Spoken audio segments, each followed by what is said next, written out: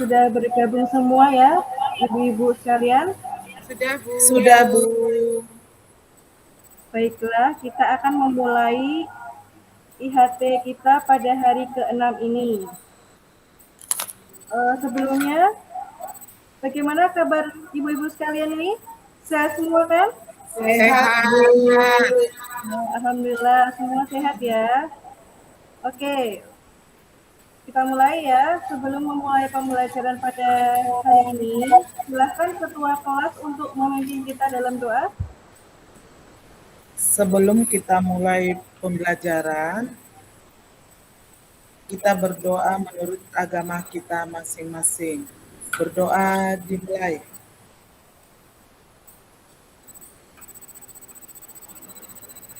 Berdoa selesai. Baiklah, kita mulai ya. Sebelum kita mulai, kita bangkitkan motivasi kita, semangat kita pada IHT kali ini. Kita ice breaking dulu ya semuanya. Siap, Bu. Udah tahu lagu Banana? Sudah, Bu. Udah tahu kan? Gimana? Tik banana, tik tik banana. Kalau tik berarti tangannya seperti membuka pisang ya. Banana itu pisang artinya. Tahu kan? Iya. Ya, Bu. Kemudian setelah dibuka, kita potong. Cut banana, potong seperti kita memotong.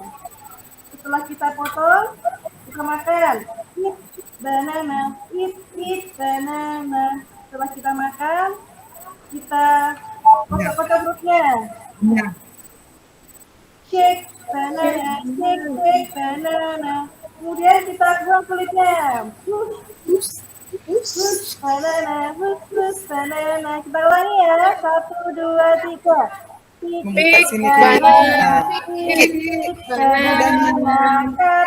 banana, banana, banana, eat banana, eat banana, shake banana, shake banana, push banana,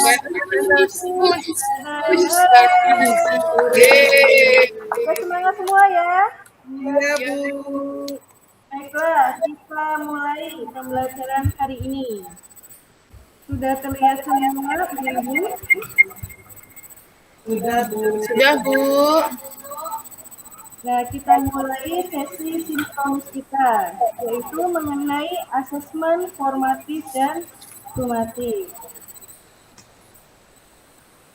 Tujuan di akhir sesi ini adalah peserta mampu mempresentasikan hasil identifikasi gambaran aktivitas yang sudah dibuat pada sesi demonstrasi kontekstual. Kemudian menyampaikan jawaban dari pertanyaan tematik yang ada pada akhir sesi demonstrasi kontekstual. Kemudian yang ketiga, membuat kesimpulan dari seluruh rangkaian pembelajaran yang sudah didapat. Agenda sesi kita mengenai konsep asesmen formatif dan sumatif. Yang kedua, bentuk dari asesmen. Kemudian elaborasi pemahaman, kita di sini nanti akan mempresentasikan hasil identifikasi gambaran aktivitas yang sudah dibuat pada sesi demonstrasi kontekstual. Kemudian menyampaikan jawaban dari pertanyaan yang ada pada akhir sesi demonstrasi kontekstual. Kemudian koneksi antar materinya membuat kesimpulan. Sebelum kita mulai dulu kesepakatan bersama ya. Yang pertama, kita harus menghargai sesama peserta dan fasilitator. Yang kedua, satu berbicara, semua mendengarkan. Yang ketiga, tepat waktu. Yang keempat, berpartisipasi aktif. Yang kelima, fokus pada sesi belajar. Kita mulai dulu dari elaborasi pemahaman. Di hari IHT kemarin, Ibu sekalian sudah membuat asesmen formatif dan asesmen sumatif ya? Betul, Bu. Ya, Bu. Sudah buat semua kan? Sudah, Bu. Baiklah, sekarang silakan untuk salah satu perwakilan kelompok untuk mempresentasikan asesmen formatif dan asesmen sumatifnya. Kelompok mana nih yang akan mempresentasikan? Ibu beri waktu 3 menit. Saya beri waktu 3 menit. Ya, silakan Ibu Rika Saputri untuk mempresentasikan mengenai asesmen sumatif dan formatif yang sudah dibuat. Oke, terima kasih atas kesempatannya. Baiklah, saya mewakili Mapel IPAS ya untuk mencoba mempresentasikan mengenai asesmen formatif dan asesmen sumatif yang sudah kami buat.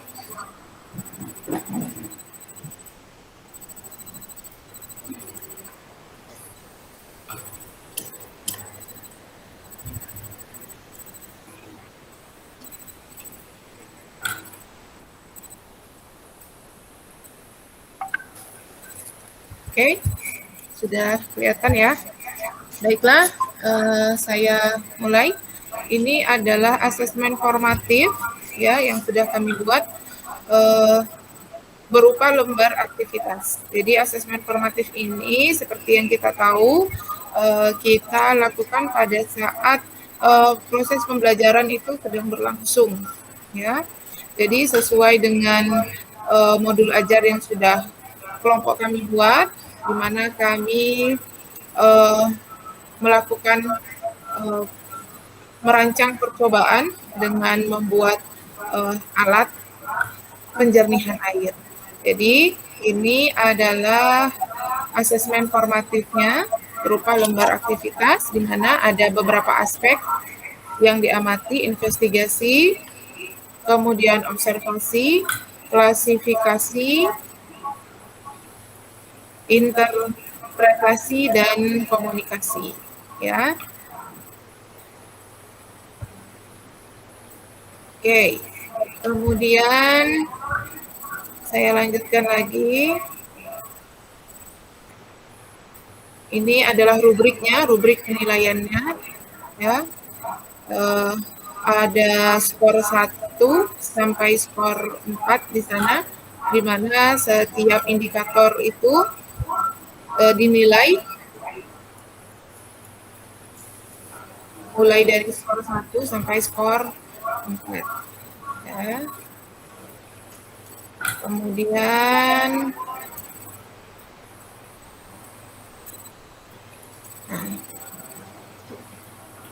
nah, ini juga adalah asesmen formatif karena peserta didik ada melakukan presentasi. Seperti yang kita tahu, presentasi juga kita lakukan pada saat proses pembelajaran sedang berlangsung. Nah, ini lembar observasinya. Ya. Skor ada 1 sampai 4 ya.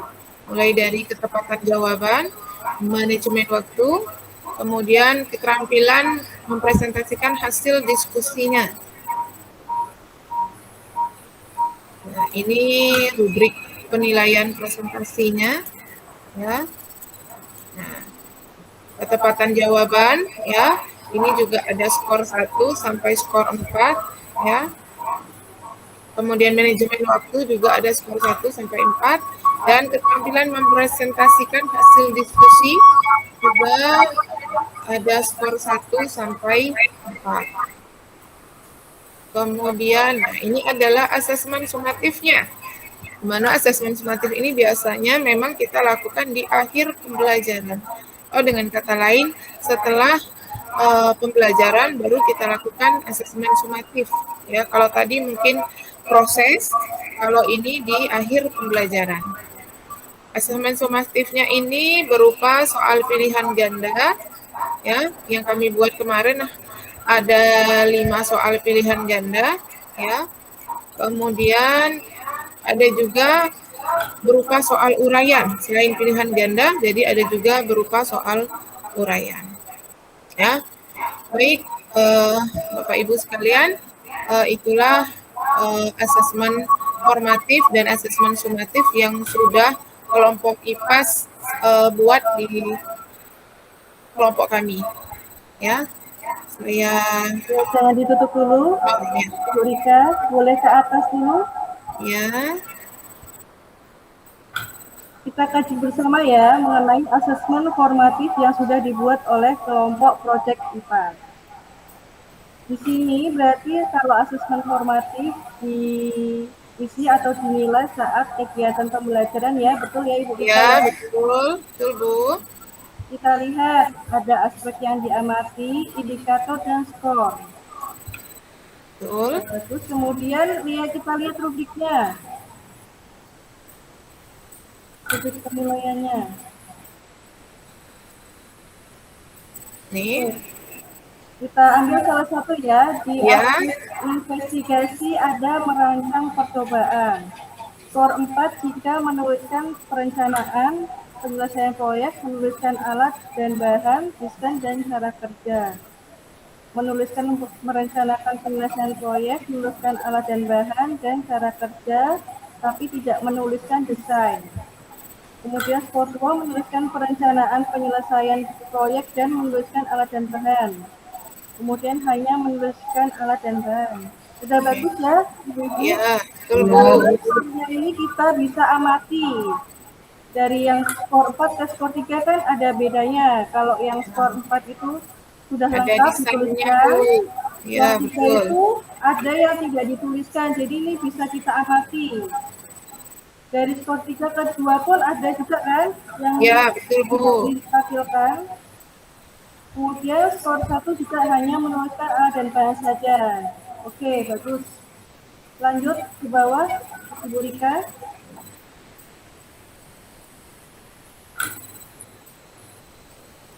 Langsung ke asesmen sumatif. Oh, asesmen sumatif ya. Sumatif yang bawah. Yap, Oke. ini. Di sini asesmen sumatifnya soal pilihan ganda ya. Ya, betul, Bu. Nah, sumatif itu biasanya di akhir pembelajaran ya, betul Ibu Rika? Ya, betul, Ibu. Oke, sudah bagus semuanya. Ada soal pilihan ganda, ada soal isanya. Oke, cukup Ibu Rika, boleh Oke. Terima kasih. Saya tutup dulu presentasi ini dari kelompok IPAS. Wassalamualaikum warahmatullahi wabarakatuh. Waalaikumsalam. Baiklah, saya akan menjelaskan sedikit pemaparan mengenai asesmen formatif dan sumatif. Karena tadi sudah ada contohnya kan, jadi saya mau menambahkan saja.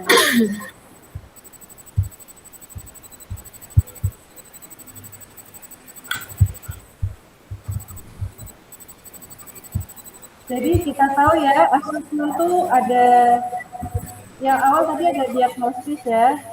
Berdasarkan asesmen yang penilaian ada formatif dan sumatif.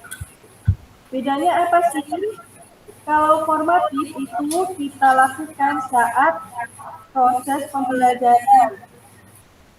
Kemudian kalau asesmen sumatif itu di akhir pembelajaran.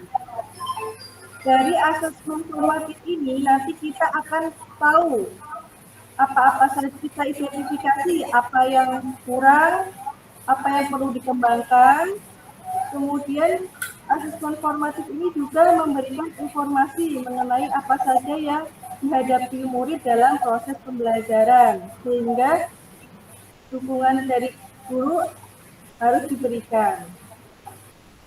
Kemudian asesmen formatif ini dapat dibuat atau dinilai oleh guru, teman, atau diri sendiri. Kalau guru tadi ya lembar observasi, kalau teman-teman ada teman sejawat, ada penilaian teman sejawat. Tapi tadi belum ditampilkan ya. Kemudian kalau penilaian diri sendiri bisa juga dengan menggunakan seperti kita ngisi benar atau salah seperti itu. Kemudian asesmen sumatif itu biasanya ada nilai akhir. Nilai akhir dari murid sehingga sering diprioritaskan murid daripada asesmen formatif. Kemudian umpan balik dari asesmen hasil akhir sumatif dapat digunakan untuk mengukur perkembangan murid untuk memandu guru dan sekolah merancang aktivitas mereka untuk proyek berikutnya. Ini ya hubungan antara asesmen formatif dan sumatif. Bisa dibaca sendiri. Ini ada penekanan pada asesmen formatif, fungsi formatif, dan sumatif. Pada kurikulum ini, guru diharapkan memberikan proporsi yang lebih banyak pada pelaksanaan asesmen formatif daripada menitik beratkan pada asesmen sumatif. Harapannya ini akan mendukung proses penanaman kesadaran bahwa proses lebih penting daripada sebatas hasil akhir. Jadi lebih mengutamakan proses ya Ibu kalau di kurikulum kita yang baru ini. Kemudian jumlah asesmen formatif sebaiknya lebih banyak dari sumatif. Kemudian tujuan asesmen formatif ini adalah untuk membantu mereka mendapatkan nilai yang lebih baik dalam asesmen sumatif di akhir. Jadi menilai proses daripada akhir. Kemudian bangun keterkaitan antara asesmen sumatif dan formatif. Nah, mengapa ada keseimbangan antara asesmen formatif dan sumatif? Karena kita harus mengubah paradigma belajar yang menitik beratkan pada nilai menjadi belajar yang menitik beratkan pada proses. Jadi jangan lagi kita menitik beratkan pada nilai, tapi kita harus tahu prosesnya untuk mendapatkan nilai tersebut. Jika ketergantungan pada asesmen sumatif masih terjadi dengan umpan balik yang sedikit, maka dapat menghambat proses murid untuk mengalami pengetahuan. Ini adalah contoh-contoh asesmen formatif dan sumatif. Bisa diskusi kelas. Ini yang tidak tertulis ya. Jadi yang nampak dalam praktek. Bisa diskusi, bisa produk, bisa drama, bisa presentasi, dan bisa tes lisan. Untuk asesmen tertulis bisa refleksi. Kemudian bisa esai, bisa juga jurnal, bisa juga poster, dan tes tertulis yang sudah tadi ada dicontohkan oleh kelompok Project IPA. Tes tertulisnya tadi sudah disebutkan ya, kuis pilihan ganda dan esai. Baiklah, sekian dari saya.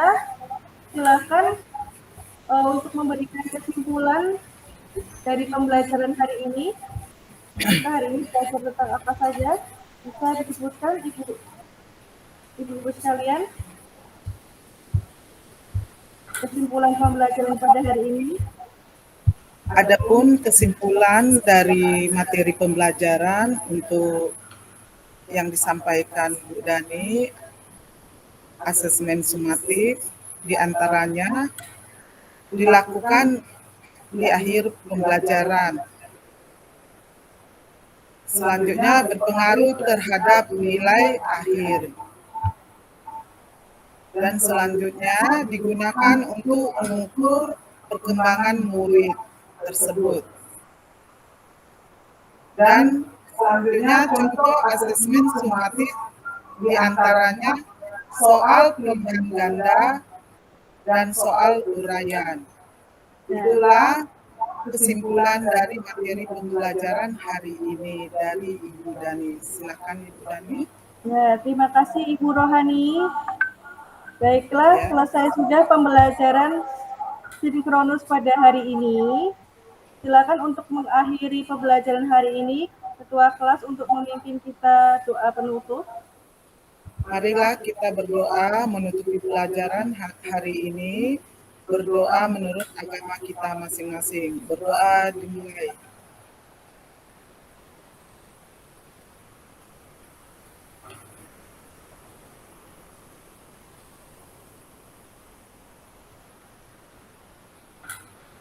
Berdoa selesai. Ya, terima kasih. Sampai jumpa di sinkronus pada hari ke-7. Assalamualaikum warahmatullahi wabarakatuh. Waalaikumsalam warahmatullahi wabarakatuh.